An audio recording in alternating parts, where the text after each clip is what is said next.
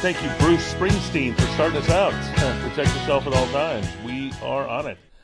Ron Futrell here with the latest Vegas Sportscast for a Monday. Hey, Super Bowl stuff to talk about. A lot of that. Vegas Golden Knights and Rebel basketball with what's happened there. So some good things, positive things, some fun things, some great things to talk about here today. On the Vegas Sportscast, we'll start you out with, of course, Super Bowl and the latest with what happened there. It was fun to be able to wake up on Sunday morning and watch hockey right off the bat and see the Knights play and beat Washington, went on the road there. But first, we'll talk Super Bowl, everything that happened in there. 41-33 Eagles with the win over the Patriots. I guess Nick Foles can catch the ball and Tom Brady can't. There's a lot of ways you can analyze this game. Outcoached? Yeah, Peterson outcoached Belichick in this one. I don't know why Malcolm Butler didn't play. Still don't know this. Malcolm Butler for the Patriots.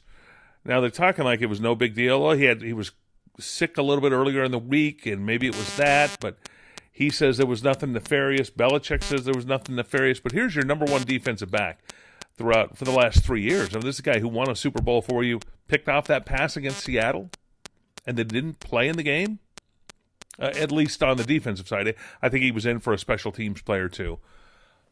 And there weren't many of those. There weren't many special teams plays, okay? The one punt in the entire game.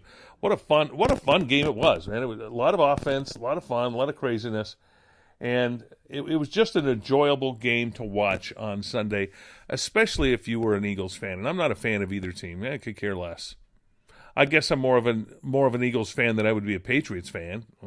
So if I had a choice there. First ever Super Bowl win for the Eagles. Now, they did win an NFL championship in 1960 before they called it the Super Bowl, but that's a different beast. First ever Lombardi trophy for the city of Philadelphia, and they win the Super Bowl.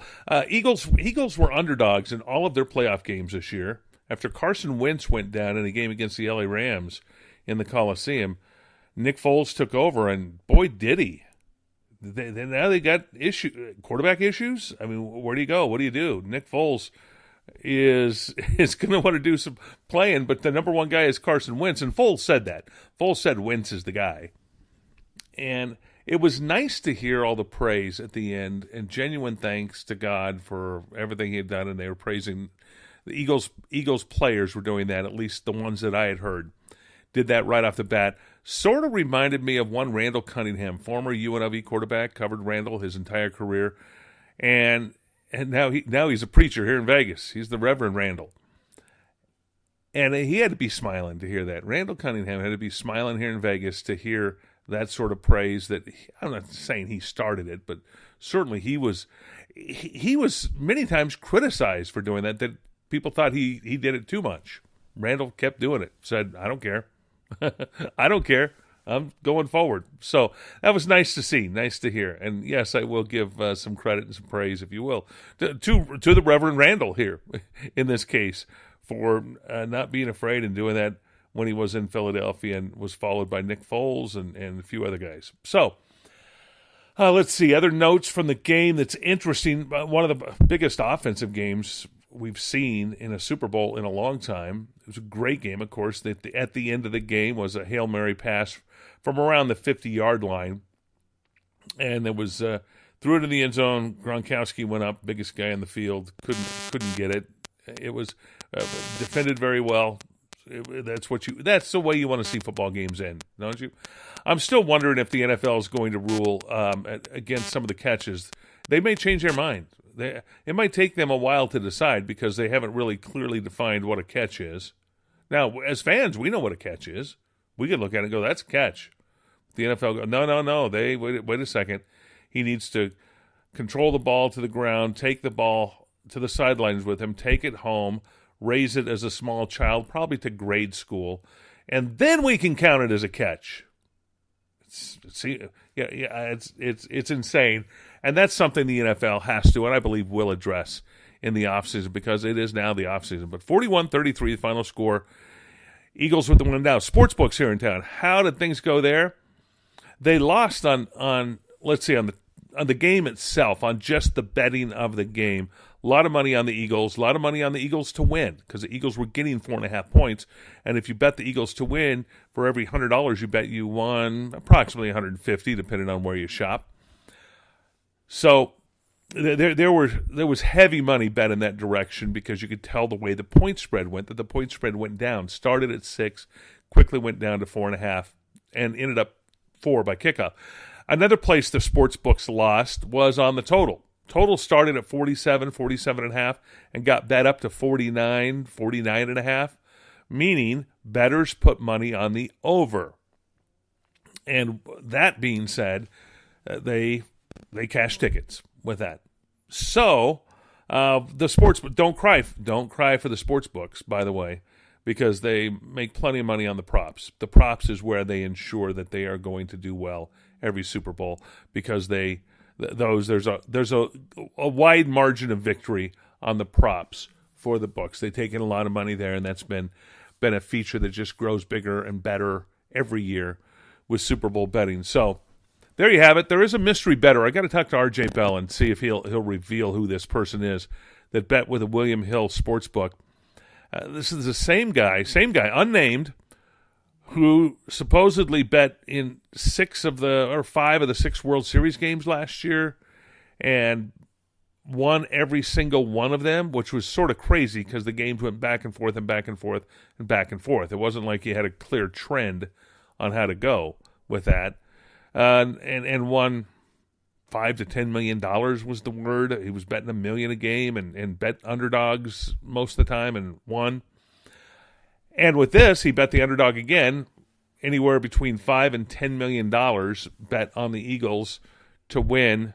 If he had bet $7.5 million, he would have won $10 million. And that's the word is that's what he was able to place those bets around town. So, wow, that'd make you smile, wouldn't it? That'd make your day. Maybe even the whole week. Probably might even make the whole month of February if you can win that much with a sports bet. But that's the latest there. Let's put the NFL to bed, to rest, to sleep for 6 months. Come back in September. Get fired up about the LA Rams and what they can do, because I will. And the Raiders in Vegas, see what happens there. And the 2018 season for them in Oakland. Still no word on the stadium.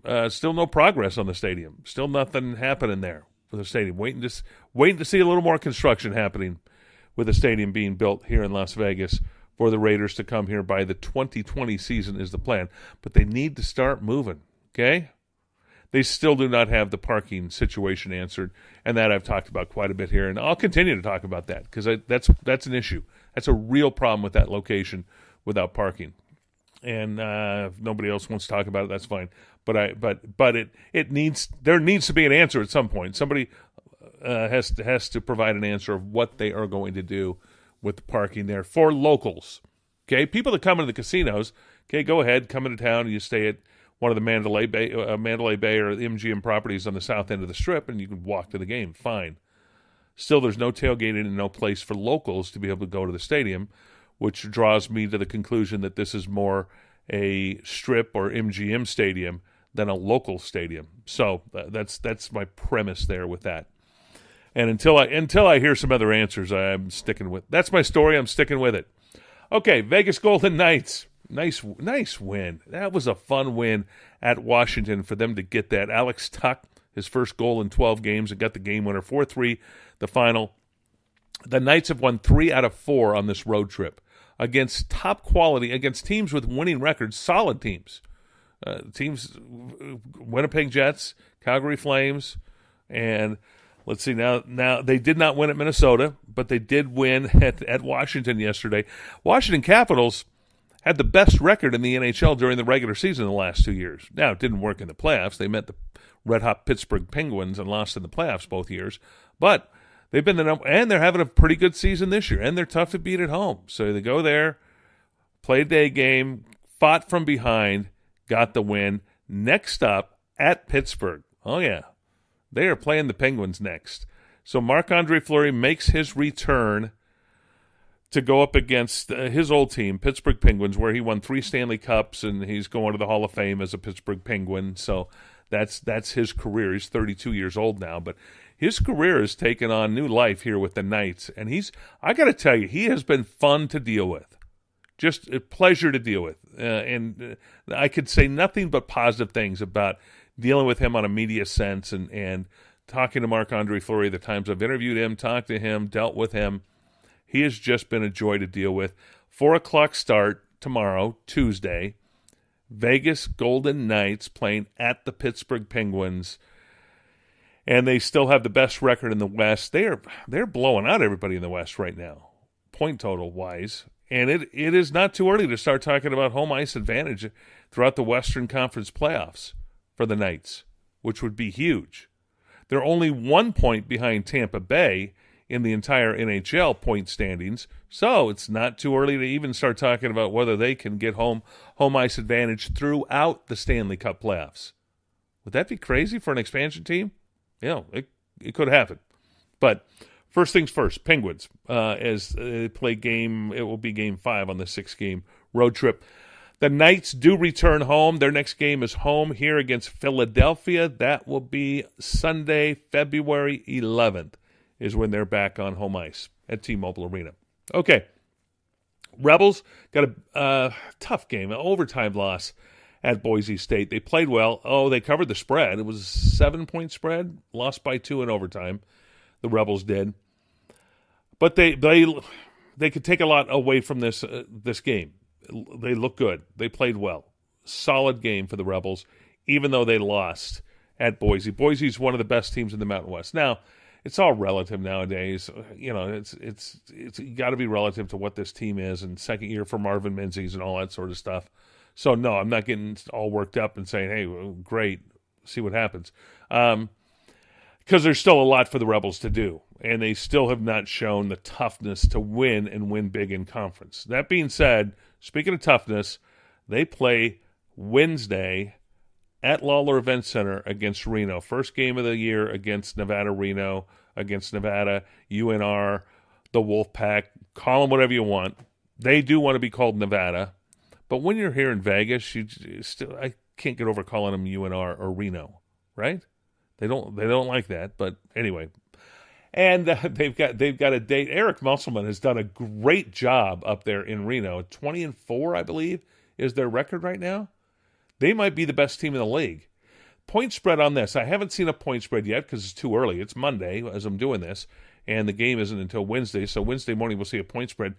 Reno could be favored by 7 or 8 in this game, probably. And they could win. They could blow the Rebels out. And again, in my head is stuck the image of the Rebels with a 36-point loss at home last year to Reno.